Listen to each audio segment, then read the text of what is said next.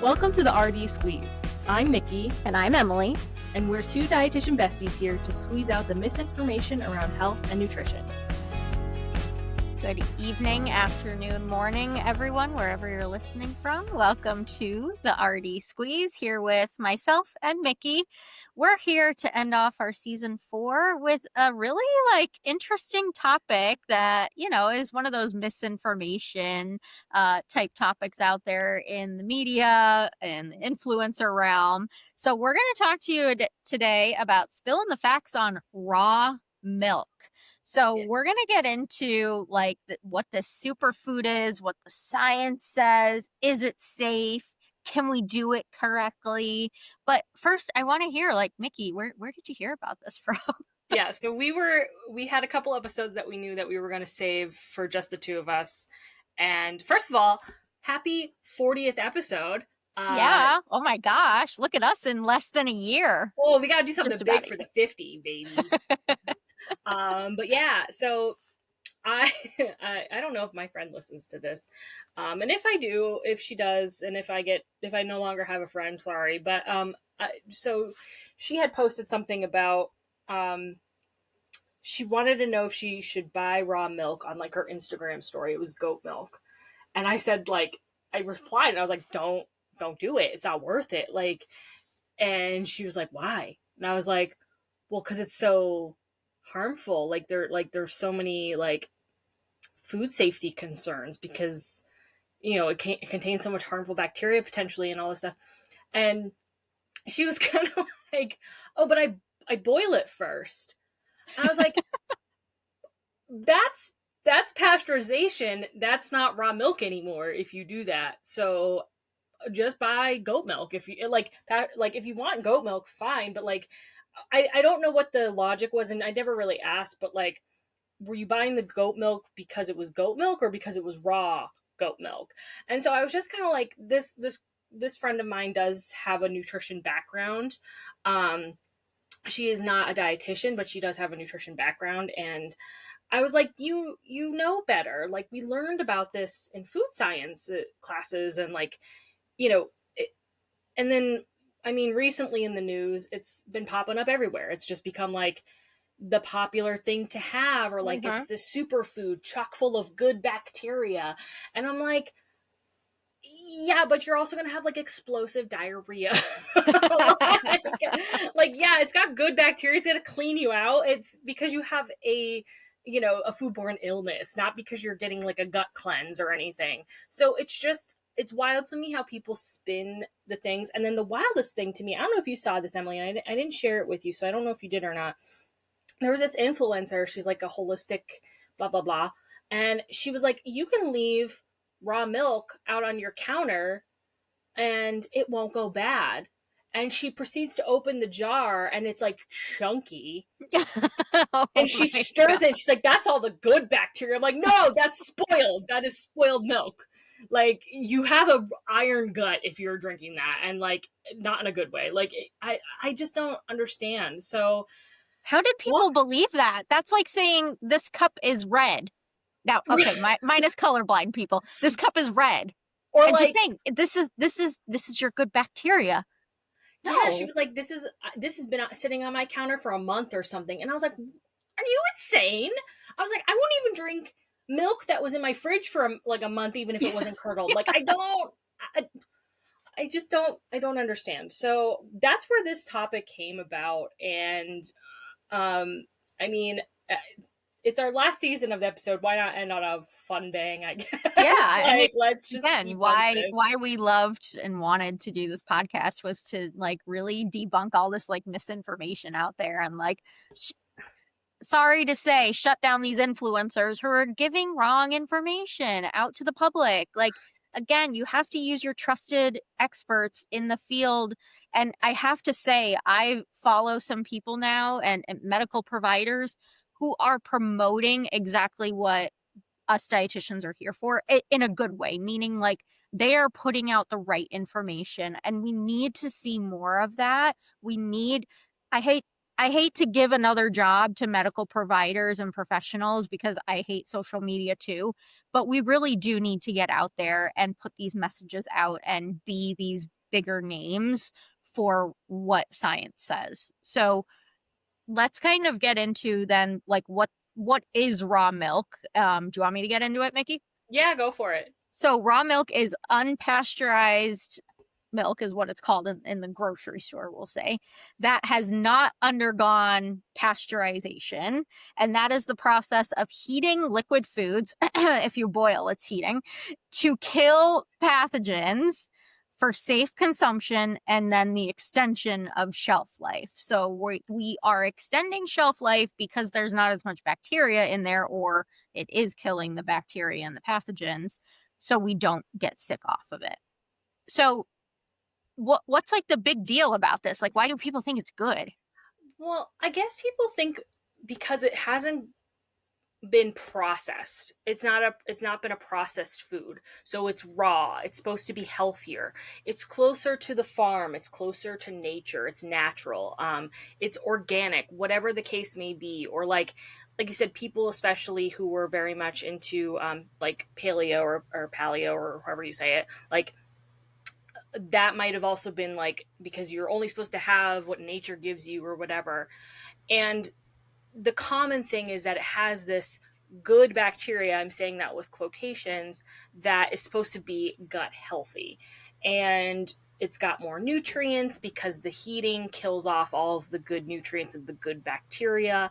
There's also some claims about probiotics and even allergies, but none of this is nearly, even if there were those tiny little benefits, the amount of foodborne illness that can come from raw milk is like the risk does not outweigh the benefits at that point Right. because you can get seriously ill. You can get E. coli, listeria, I think Campylobacter, Yeah, that and sounds right.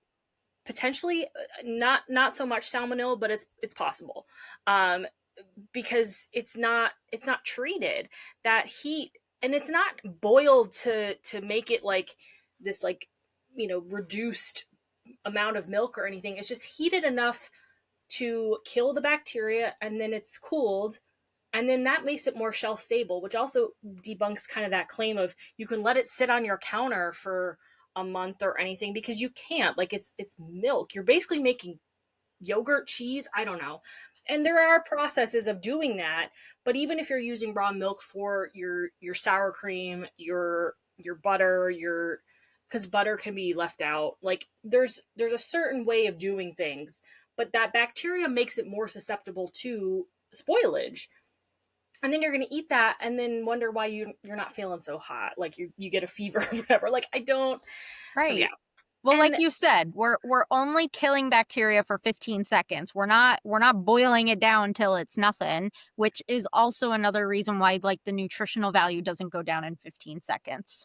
right, it's the same thing with free, and I mean, God forbid a nutrition influencer hears this, but like, same thing why frozen veggies are like just as healthy as fresh, because they're frozen at the peak of their freshness.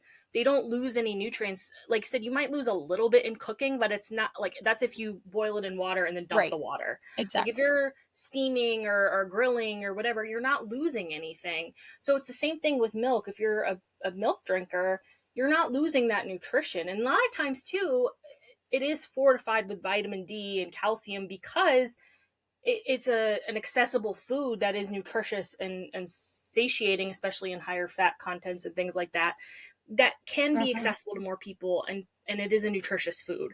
So again, making these claims that it's gonna, be more, wholesome and unprocessed and pure, it's farm to table, all this stuff, like, it doesn't outweigh the risks of it all. um Well, and another so thing too is then cost. Like, isn't this going to be a higher cost product? Ironically, you're not doing anything to it, so why is it costing more? Well, yeah, that's the other thing. It's like super expensive. Like, for like a pint of it, I don't even know. I don't buy raw milk, so I honestly I don't don't know the either. price off the top of my head. But like, from what I gather, it's funny. There's an episode of Schitt's Creek about raw milk, and that episode drives me nuts because it's like raw milk is so delicious. I'm like, it's not though. It's disgusting. Stop it. And it's like Well, they so started expensive. this.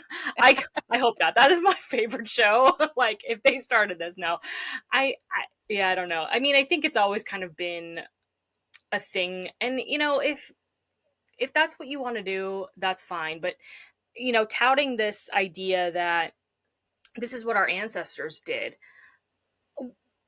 yeah, but they also didn't live until they were 90. They lived until they were 40. Like, there's a lot of things we used to do that can get us back to nature that is just not worth doing anymore. We've had these scientific revelations and discoveries to benefit other people's health, and this also comes back. I'm ranting. This comes back to why we have scientific discoveries in the first place. Like, science is supposed to better us, and when did we stop trusting the science? Like, it Hmm. all just circulates back to this distrust in science and that we know better. And we've trusted people and experts to make our lives easier and hopefully, for the most part, make us live longer, healthier lives. And we're doing the exact opposite. And I'm like, We I are. don't know, maybe it is natural selection at this point. I don't know. Oh my God. Like, I hope not. I don't know. Oh, so But so some of the health claims that come from this, you've mentioned a few, but like easier digestion due to the lactase enzyme. So do we know like further what this is alluding to with the lactase? Like, is there not as much lactase? Is it digested more? I think because there's typically like more lactase in it and it doesn't get cooked off, like the enzymes are still intact so it can still be digested, rather than if the lactase enzymes are cooked off, then that's why we have so much lactose intolerance. And that's not the case because we know lactose intolerance is a genetic, you know, I don't want to say like deformity because it's not a deformity, but like a A genetic genetic issue. We a get it. genetic issue. Yeah. And as you get older, your body produces less lactase enzyme. So like it's going to happen. You're not going to tolerate dairy products 100%. But we also see like a ton of people with I should say, the low FODMAP diet who can't digest all these carbohydrate foods that are longer chains. So like just because of that, are we changing the type of foods we like we're still processing the foods, we just might be eating different? Or you don't process an apple, you're just not eating an apple anymore because you can't digest it.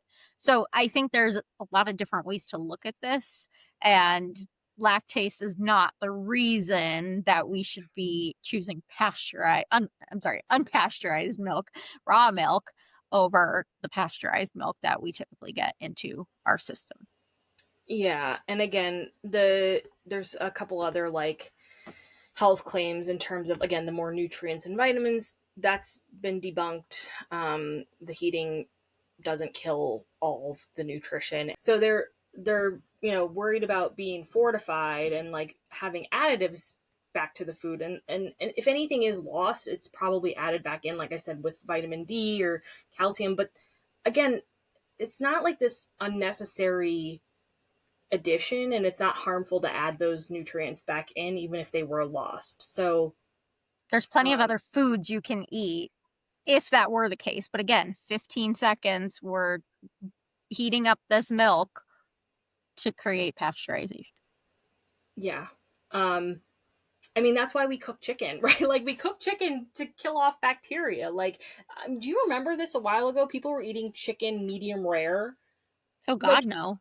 oh my god, I spent too much time on the internet, I guess. But like, there was this trend that people were like, I'm gonna have my medium rare chicken breast, and I was like, are you insane? That's salmonella waiting to happen. Like, it's Well, just and so going along with that, like we don't cook chicken to 165 degrees just because we feel like it, and it's not going to lose its protein content or iron content because we do that. We cook it to reduce bacteria and not right. to consume it. So same thing with milk. Right, like it's still, there's still that bacteria issue.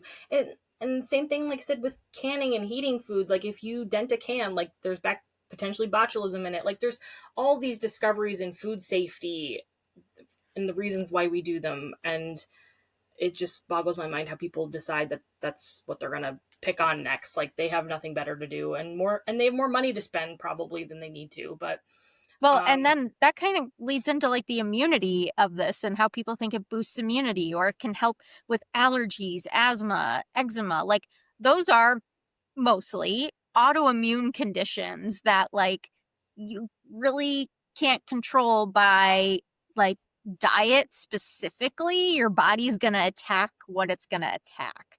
Now, putting nutrients in to boost your immunity is mhm. different, but like milk that is unpasteurized does not have more nutrients, as we already said. So there's no boosting of anything. If anything, it's going to reduce your immunity because you're Because you're sick. consuming pathogens. Yeah. And like I get it. There is some data out there, probably put out by like raw milk institutes or whatever, that says that, there is some benefit to gut bacteria, and like the immunity component. But again, none of that outweighs the risk of getting sick from the food itself. So, you know, there's very little to do with that. And I don't know, it's just the way we get to these conclusions boggles my mind. Like that's what's gonna be our health, you know, safe savior, I guess. I don't know. But like it's being positioned similar to like kombucha and bone broth and, you know, even organ meats, which you'll see a lot with like the carnivore diets. Like this would be something that carnivores would probably go crazy for because, you know, it's coming from that paleo component. But unfortunately, I mean, there are benefits to organ meats. I'm not going to say there isn't. If you have Right. liver, if you have, there are benefits to them, especially vitamin B12, things like that. But there's, you're cooking that. You're still going to cook it. Mm-hmm. Whereas raw milk, you're not doing that. And you have to consider it kind of like a meat in that way. Like there is bacteria involved in that. Um, so that's like the big spiel behind it. But you mentioned what pasteurization is, and so it is about heating the milk to 161 degrees Fahrenheit for about 15 seconds. But the reason why we had to do that is because before pasteurization, milk was one of the leading causes of foodborne illness. Um, Tuberculosis, typhoid, diphtheria, and brucellosis. I think I'm saying that wrong. I don't know how to pronounce that either. Um, that was all spread through raw milk. So, Oh, you know, lovely. typhoid Mary, raw milk. TB, raw milk. Like all of that. Like, and you get tested for those things if you work in health. Mm-hmm. Like, and if you're a health professional in hospitals, long-term cares, you get tested for those things. So if you test positive, you you cannot, like, you need to get vaccinated. And yeah, of course we do have vaccinations, but then I also wonder if the same people are drinking raw milk are also the ones getting vaccinated. Probably not. They're probably not the same people. So I don't know. It's just like, it's just crazy. The CDC has said that, the pasteurization process prevents a lot of foodborne illness. And I don't know why would you risk it? I don't know. And that's like you said, like that's why these health systems and the CDC, USDA, and those types of places are all the FDA. They're all out there to keep consumers safe. So we wouldn't be recommending. They wouldn't be recommending this if we weren't trying to keep people safe. Yep. By keeping Um, people safe, we're reducing illness. We're reducing the risk of people going to the hospital. So that's our goal. We don't want people to get sick off of food when food is supposed to nourish our body, not take away from our body and cause us to go into, infectious control issues, diarrhea that's uncontrolled, leading to weight loss and malnutrition, which we know increase hospital costs. So all of that to be said, we're trying to prevent things. So we don't put things out there just because we feel like it, right? yeah. It's evidence. We know why we did it. There's a reason it was done in the 1900s and has never been changed until all of a sudden in the past 5 to 10 years, we're questioning it. Well, it's like you said, if you don't study history, it's doomed to repeat itself. This is kind of the same thing. If you don't, again, if you don't have a science background, you might think, oh, yeah, this is a smart idea. I'm going to consume raw milk. But the reality is, like I said, there's reasons why things have been done the way they have been. And I'm not saying there's not room for changes in that area, like in some cases, but in food safety and for the public, and we do have a significant, you know, like decrease in preventative medicine. A lot of our medicine, especially in the United States, because we're a for-profit, typically healthcare, like capitalist healthcare, there's no money in prevention. There's only money in reaction. So the little prevention that is out there that has been proven, like, why question it? Like, I mean, I'm not saying follow everything blindly, but in terms of this, it's like, why would you, I don't know, milk the angry goat? Like, why would you do it? Yeah. And when we were talking earlier about like specific nutrients being lost, so specifically your protein, your calcium, your vitamin D, and then your riboflavin are not going anywhere with heat. So no change in that. Those are some of the most important nutrients we get from our milk products. So what's the big deal? We're still maintaining that nutrient composition. Vitamin C is one of those that, yes, if you heat it, you are going to lose it, which, as you mentioned earlier, with something like a broccoli, steaming it in water, yeah, you're going to lose some of that nutritional value, but some, not all, some. So, and we get, I hate to say this, but like we get plenty of vitamin C in our diet, and so many people are also on vitamin C supplements. We don't need an overload. It's a water soluble vitamin. Yes, we need it every day, but we don't need to overload it because we're just going to pee it out. So eat your fruits, eat your vegetables. You got your vitamin C for the day. Yeah, and vitamin C isn't commonly, like, known for being in milk. Like, that's No. not what you think of with milk anyway. You think fruits, veggies. Mhm. So again, it's not like this big source of vitamin C. And then also, in terms of lactose, that also does not change in pasteurization. There are processes to remove lactose from milk in other ways, but that's not the way. Pasteurization does not equate to lactose removal. And there's milk for that. Lactaid specifically. Okay, that's a brand, all right? But there's numerous options out there. You can go with the soy milk. You could go with an almond milk, a cashew milk. We'll say milk in quotations too. You can choose those if you're having issues digesting a cow's milk. Yeah, exactly. So again, no reason to not want to drink regular milk and drink raw milk. I don't know why, but yeah. So the pathogens we talked about are E. coli, Salmonella, Listeria, and Campylobacter, and they have a pretty severe, you know, symptoms and signs. And the most vulnerable people are going to be infants, children, pregnant women, elderly people, and immunocompromised people. Guillain-Barré syndrome is associated with Campylobacter, and that is like a paralysis.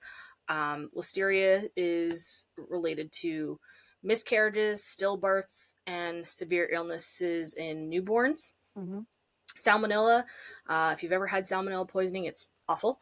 I don't think I've ever had salmonella, but I've known people who have, and it's not fun. You get diarrhea, fever. Usually you have to be hospitalized because you're so dehydrated.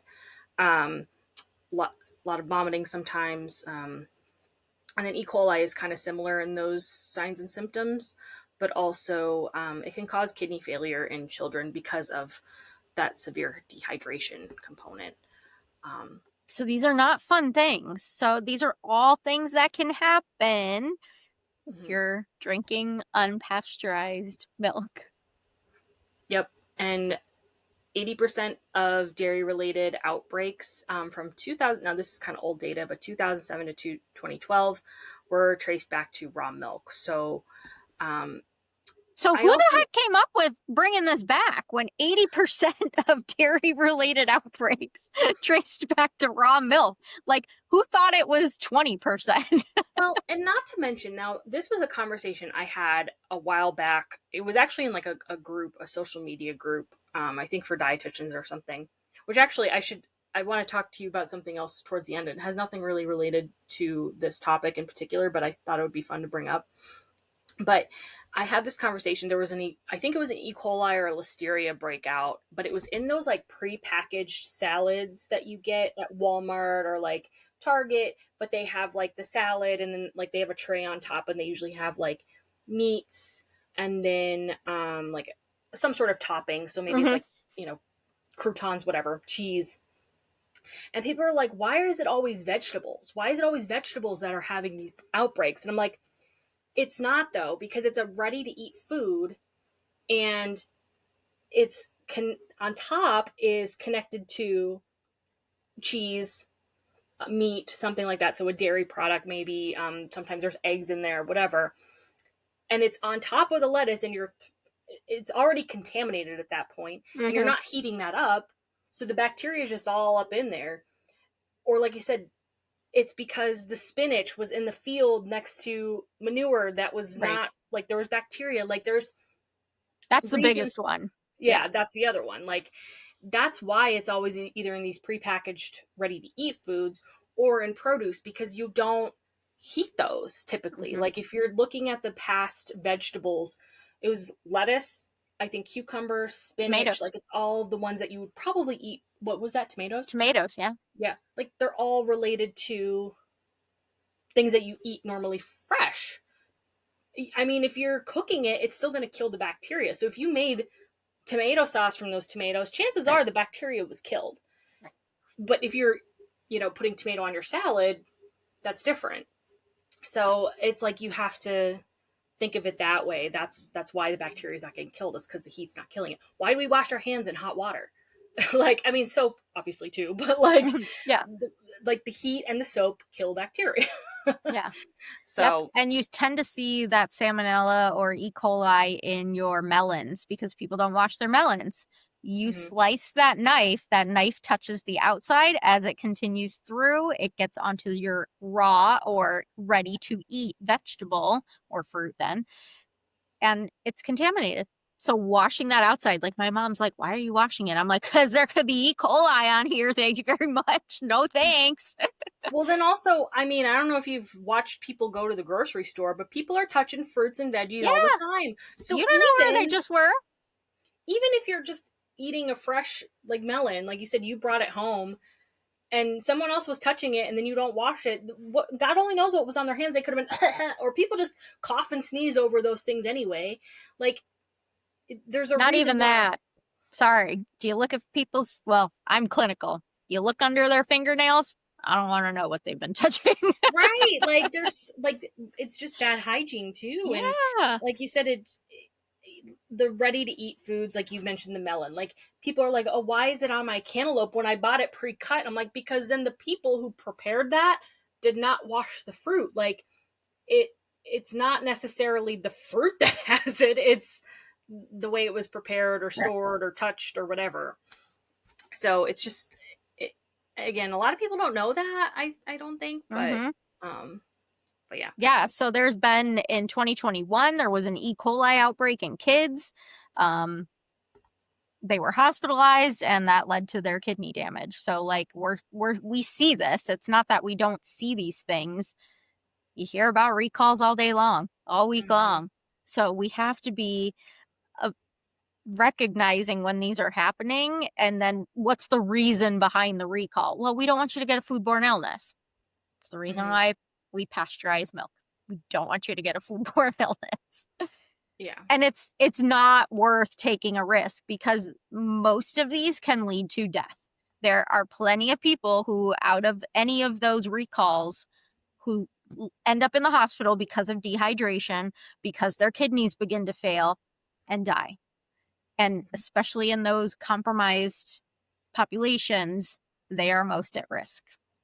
So Mm-hmm. we really want to make sure we're listening to why decisions have been made, why there are food safety rules and regulations, and why someone comes in to inspect a kitchen, a restaurant.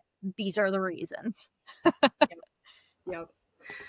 Yep. So, yeah, I mean, I think we've debunked a lot of like the myths out there in terms of, it's easier to digest and there's more probiotics in it. There's no significant data showing that it's higher in nutrients. There's no significant data that it boosts immunity. The only thing that there was like some allergy and asthma data that came out through observational studies. So again, not even like Hmm.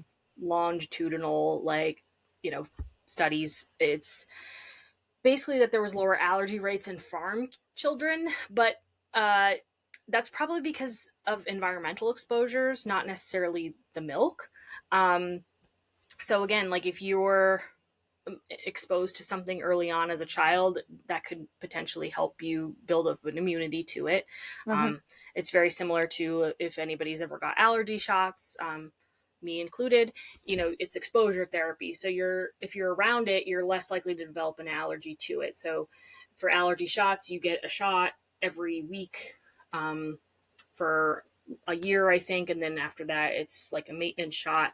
But that constant exposure helps eliminate the inflammatory response of your body to that allergy. So again, if a kid's growing up around hay and grass and, is around, flowers and different plants and pollens and all those fun things, cats and dogs and horses, whatever, cows, like there's all kinds of allergies going on there. And it just helps reduce that incidence of an inflammation response. Yeah. So yeah, uh, no major data surrounding that. It's really just really good marketing from wellness people that, I don't know. Well, and I think something we pointed out earlier is like, with marketing, it's straight from the cow. Our ancestors drank it. We're not doing anything to it. It's not processed. You mentioned butter earlier. I want to go back to that. Butter's processed. No matter, it comes from milk, yes, but it's processed. Mm-hmm. So we're not talking about processed in the sense of we are changing the whole composition of milk and adding things that shouldn't be there and making it unnatural.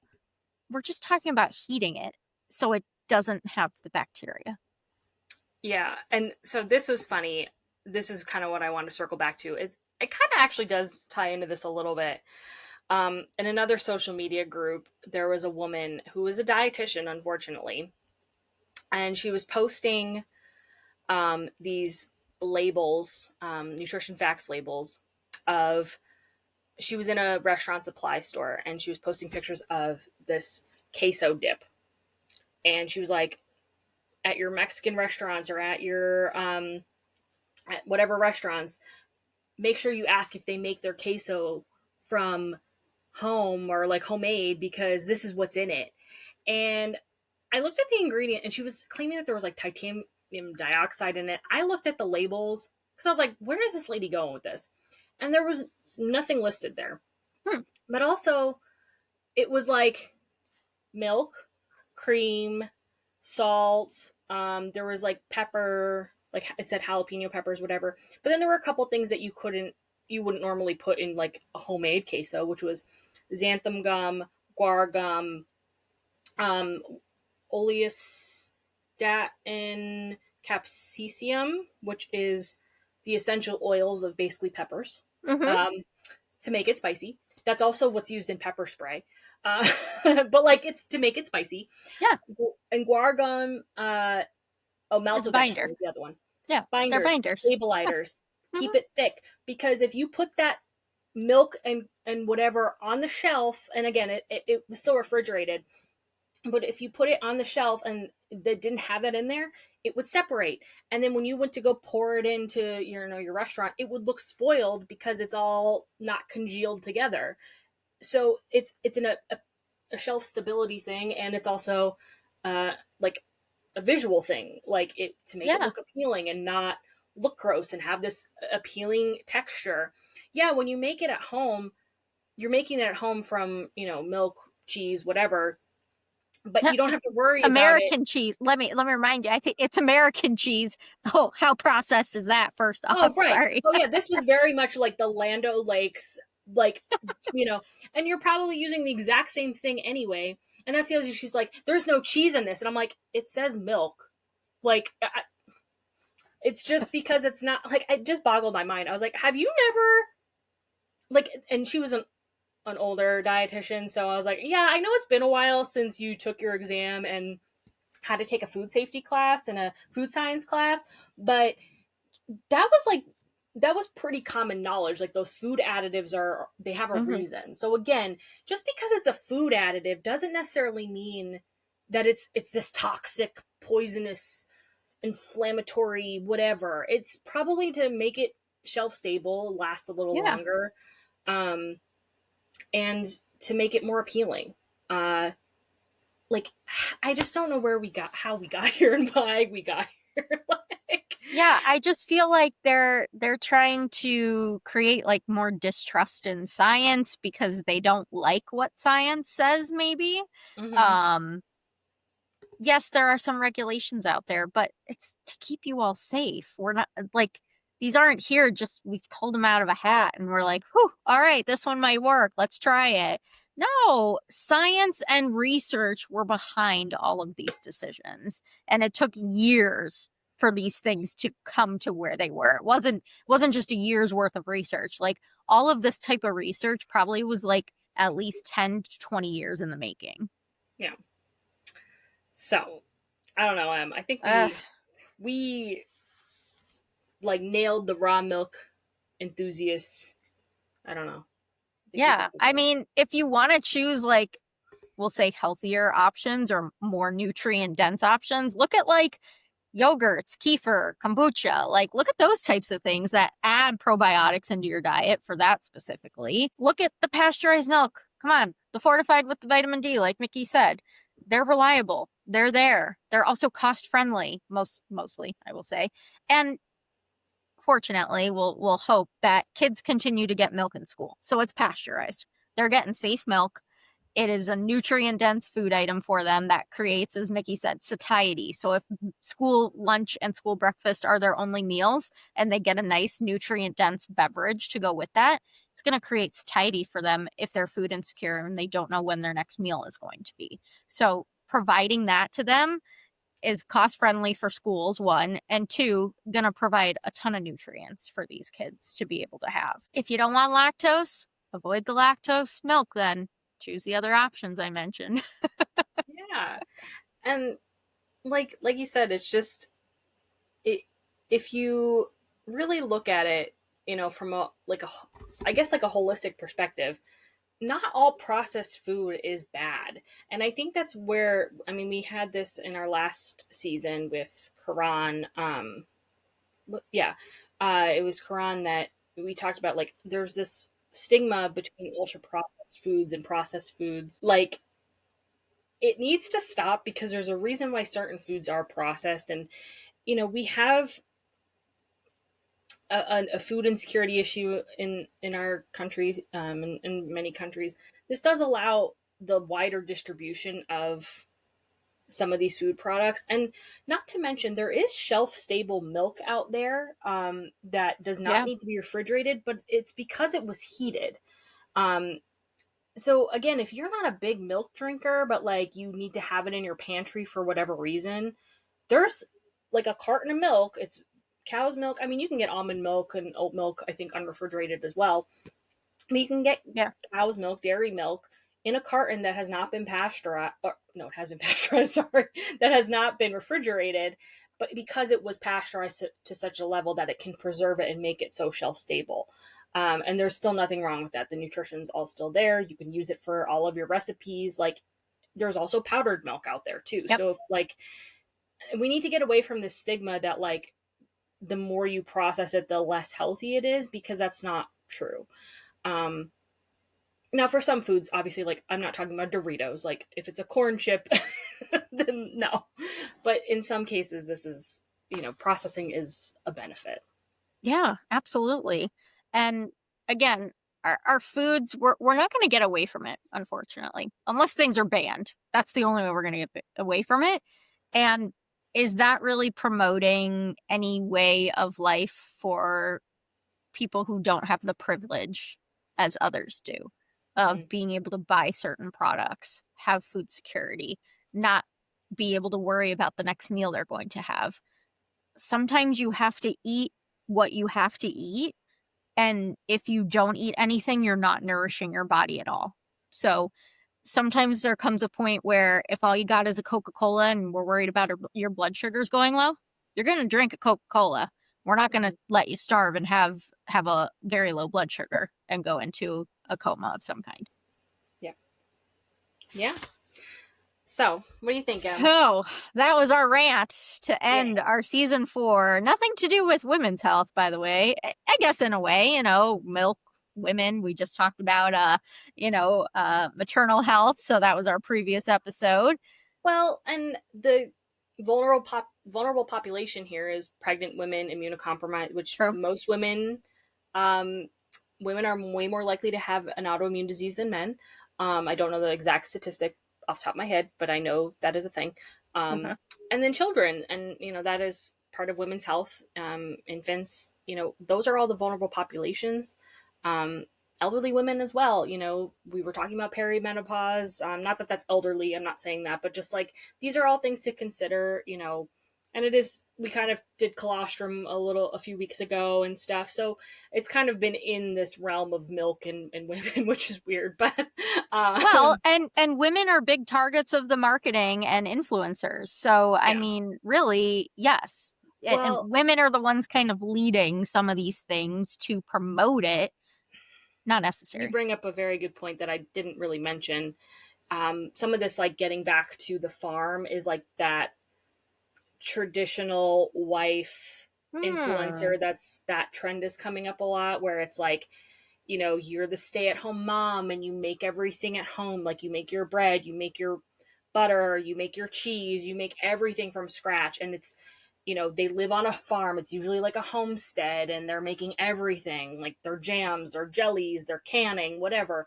And there's nothing wrong with doing those things, but that does not mean you need to use raw milk in the process of doing that. And I don't know where that association came in terms of, if you're a traditional person that, is a stay-at-home mom or whatever, and you're having those traditional values, that you still need to use unsafe food products. I think there is some political stuff in there as well. I'm not going to get into that too much, but there's a lot there. But you're right. There's that trend happening, and who's those influencers that people are looking up to? It's sometimes these women, and they're marketing to other women. So yeah, very true. We are in a revolving door of this, and I don't know how to stop it. So I think the best way is that we continue doing what we're doing, Micki. We continue to try and get the message out there, guide this misinformation and correct it, if you will. And we just keep being good dietitians. I agree. I liked that that analogy there, the revolving door. I don't like that that's what we're doing, but also I liked how you illustrated that, and I very much agree. I'm just hoping that, people will realize and kind of come back on the science end rather than the misinformation end of things. Yes. One day we will get there. Fingers, arms, eyes crossed for that day to come sooner rather than later. But in the meantime, more RD Squeeze episodes are coming your way. Yeah, we're gonna take our time to get you season 5, because we have some excellent guests lined up. Excellent topics, so stay tuned for that. We don't have a timeline yet, but stay tuned for it. You've got 40 episodes to listen to, though, so go back and catch our episodes. We're going to be posting some of our favorite ones throughout our 40 episodes. Maybe we'll even have some of our guests kind of return for a little pop-in or something to remind our viewers to listen to their episode. Yeah. I mean, like you said, I think we've got so much to cover. We're also going to take a little bit of a break, because we've been on the podcast grind, and we're both, well, you're heading on a vacation, and It's a busy time right now, so we're going to take some time, but also we've been working on getting some guests and just getting all of that squared away for our listeners. So be excited for that. Um, yeah, And I'm of course, excited. your hot topics. We're not going to forget about all these other hot topics besides raw milk Yeah. and colostrum and God only fiber knows it's going to come maxing. out by that time, right? I But saw the fiber maxing, so go back, listen to our fiber maxing episode because that was a pretty good one. But I saw some things coming out about that, and I'm just like, why we gotta keep fiber maxing? Like, people just eat fiber in your diet. Okay, that's all you gotta yeah, do. not everything needs this like crazy marketing trend Yeah, behind it. And I don't know where that came from either, but we've got to stop that. Like, we don't need to be marketing all of these crazy food trends. it's like nutrition itself. It's not boring. Trust me, it's not boring, but it is boring to the average person. They don't want to do Yeah. it unless it's sexy, like you've said before. Right. Like, it's like you got to make everything sexy and nutrition because nobody just wants to hear just eat your fiber and eat your veggies. Like, nobody wants to hear that. So it's like the next trend. You know what? I want to make a trend like veggie hoarding, where you're just like you have to eat 5 plates of veggies before you have anything else in the day. I don't know. There No, you I'm go. just kidding. But like, Uh yeah, if that comes out, oh. I started it. No, I'm kidding. No, I don't endorse that either because God only knows what's going to happen to your gut if you never eat a That's like vegetable. fiber maxing times 5. Yeah, but like if I see veggie hoarding coming out, oh boy, no. But yeah, so what do you think, sweets and sours to All finish us right. off? Sounds good. Do you want to go first or you want me to go first? Um, you can go first because I don't know what. Yeah, I don't know either, so I'm making them up on the spot Oh, here. okay, Uh, I have Go ahead. sour. So Okay, I go ahead. want Go to do our ahead. sours and then both our sweets, Sounds good. sour. Yes. Okay. Yes. Um, so my sour is that I have to write a paper and I don't want to, and Mm, and I'm that is a procrastinating sour. it. Um, and I feel like I'm behind on it, and it's actually due this coming week, and I'm also going to be gone. So we'll see how that goes because I have very little time to write it. So, yeah, Good there may be an all nighter in luck. my future. Oh Someday. gosh. Ugh. But yeah, Yeah, so that's props to you for that PhD. Whew, I mean, it's gonna be totally worth it, but whew, yeah, that's a lot of work. I don't have it in me. Okay, I don't either. I don't know where it's coming from, but I don't If have. I do, I'm gonna give just a shout out. I would go back to my alma mater, Bowling Green State University, because I've looked into their program, and actually, one of my professors from my undergrad actually is like the director of the program I was looking at. So, shout out to BG for that program. I think it's also like a leadership and organizational change management program. I'm thinking about it, but it's like 5% that I would do it. Sorry, It's in BG. the late future. You can get it at any time in your life, Emily. You don't have to get it now. Okay, so maybe in like 20 years, but I doubt he'll still be a professor at that point. But he was a great professor. I don't remember what class it was. I just remember it was with a lot of my friends, my ex at the time, my boyfriend at the time. It was a great class. It was a very big lecture hall. But anyway, beyond that, props to you for getting through a PhD, and you're in the midst of it, but you'll be done soon enough. Yeah, soon enough. No confidence in that. But yeah, I did come up with a sweet. So All right, well, I'll do my sour and then we'll end our sweets. We'll do yeah, that. no, go ahead. Okay, Do so your my sour. sour is we're cleaning out the garden now, so we don't have too much produce anymore. So that's my sour, is that like the summer produce is gone. I made my last batch of homemade pesto yesterday. Actually, I could make plenty more. I just don't have it in me, and because I'm going on vacation, it's probably gonna be bad by the time I come back. If I cut it, it's dried. I've got plenty of dried, stuff. So I'm probably going to give it to my neighbors. That's what I'm going to do. So it Nice. ended in a little sweet there. Nice. Do you want to do your sweet first? Yeah, I'll do mine. Okay. It's not that exciting. I'm just by the time this episode comes out, it will be very close to Halloween, which is my favorite holiday, and I Yeah. still have no idea what I'm going to be for Halloween. And No, really? I'm No, surprised. I, Okay. I know I don't have any ideas. Carmen and Well, I are didn't know. you and Carmen gonna do something together, or you're thinking still just like separate? We haven't really talked about it. We've both been very busy recently. He's been gone away the past couple weekends, and I'm gonna be gone away this weekend, and he's actually gonna be gone away as well. And so we haven't really talked about it. Like the our conversations have been like, "Hey, how's your day? Good. How's yours? How's work? Blah blah blah." And then like that's it. Yeah. It's like just the day to day stuff. Yeah. So, because I keep getting asked about wedding stuff too, and I'm like, I haven't even thought about it. Like it's not coming up anytime soon. So Yeah. just like I had people ask me if they were invited. I was like, I don't know because I don't know when it is. Like I don't know. I don't know anything. Like Uninvited now. yeah, like relax. But I am excited for Halloween. We do have like a murder mystery coming up at the improv place, and just like I'm excited for Nice. that time. I'm excited for Fancy to be over too, because then that'll help kind of allow me to actually get in the spirit of Yeah. things. Not that I'm like not looking forward to that, but it's just like I that'll be done, and then I can enjoy my time because I haven't Yeah. watched any movies. I haven't done anything. So I'm looking forward to it, and you'll find out what I am for Halloween at some point. Okay. You will, and all your listeners will at some point. So Well, you'll have to post a picture because it'll be way past, the yeah, season at end. that point, So, yeah. yeah. Well, But very nice. Well, yes, I'm happy for you that there'll be a little end in sight after next week. So, for you, yeah. that's good. All right. And then I'll end on my sweet.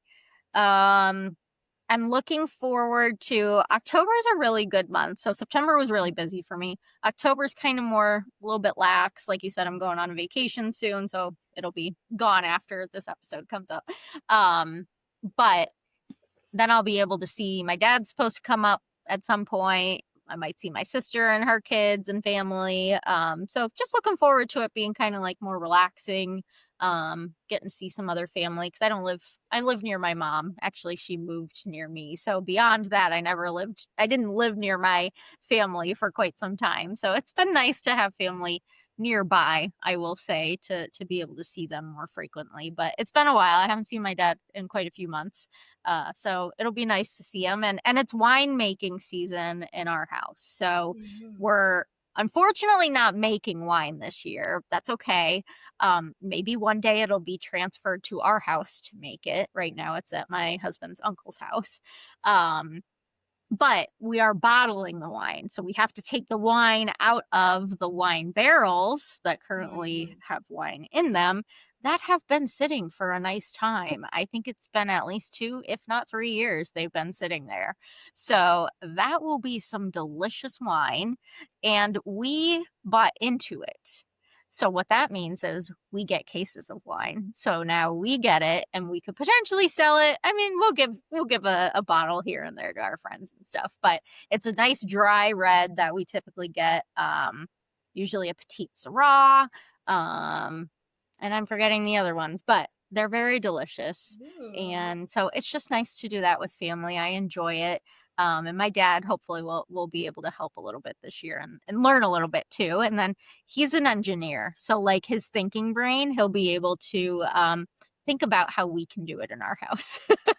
Ah, there you go. So then we don't Cool. have to wait for like it to be a year to make wine. And we don't have to make that much, but like I think it'd be fun. Yeah. Yeah, that sounds fun. I mean, I think that's like a really cool thing to do with your family, and I don't know, just the results are great, you know. Yeah, So they are. They are. I don't know if you've tried it because you like your sweet wine. This is more of a dry, but I think I did have some at one of your I don't want to say like house party, but like at one of the parties that you get togethers at your house. I did have a little bit, and it was very good. I'm not a dry person. I am a more sweet person, but I didn't like the wine. I thought it was good. well, that Um, was our wine favor. Our favor for our wedding was wine. We gave a little yes, bottle of wine. yes, I do remember that too, and I think I also had that obviously at home. Yeah. But yeah, so it's very good, and yeah, Yeah, and it's not like too dry. Like, we'll see what this one is this year because it's been sitting, but it's not usually like super dry. I do like a super dry red, but I can tolerate this one. I have to mature my palate. But the other thing is I haven't been drinking much. Like I actually Yeah, I know. a couple weeks ago, I had some wine after like improv after one of our shows, and I was like, "Oh my god, I'm like feeling this," and I felt gross the next day too. And I was like, "This is why I don't do this because I'm old now." I was talking to my colleague, and I'm like, I have like 2 to 3 ounces of wine, and I'm like, I don't feel good the next day. Like, what is this? And she was joking because she was asking, like, what's going on? Like, I have a glass, and I'm like, it's called age. Yeah, we just can't metabolize it like we did. So that's got to be an episode one day, like why we can't drink anymore. Yeah, that's why the mocktails are out. So Yeah. here come the mocktails. Oh yeah, yeah. Do love a mocktail from time to time, but love it. Oh, I'm so sad that our season's over though, Em. That's another sour. Yeah, that is true. But we can't end on a sour because we've got amazing guests coming up. We've got so much more. And you have 40 episodes again to listen to. So get yourself moving, listen to our episodes, and we will definitely see you in season 5. We're just not really sure when that's gonna happen. It's in the works. That's all. Yeah. That's all we'll tell you. Yeah, we'll see you we'll see you when we see you. And that is the sweet. You get to look forward to and the anticipation of when season 5 will come out. So exactly. Yeah, so we're gonna end here, right, Em? I guess so. Yes. Okay, cool. I didn't know if we had anything else to add. All right, cool. So as you know, if you're in the mood for a boost of juice, check out Freshly Squeezed episodes on typically Sundays, but not for the next few Sundays. We'll let you know when our next season's coming out. But like I said, listen to our old episodes. But if you're in the mood for a boost of juice, check us out on the RD Squeeze podcast with Emily and Micki. We'll see you in season 5. Bye. Be sure to follow us on Spotify, YouTube, and Instagram. We will always take topics you want to hear about, so message us for any topics you want to see covered on the RD Squeeze. Don't forget, it's dietitian with a T. We'll see you next time on the RD Squeeze.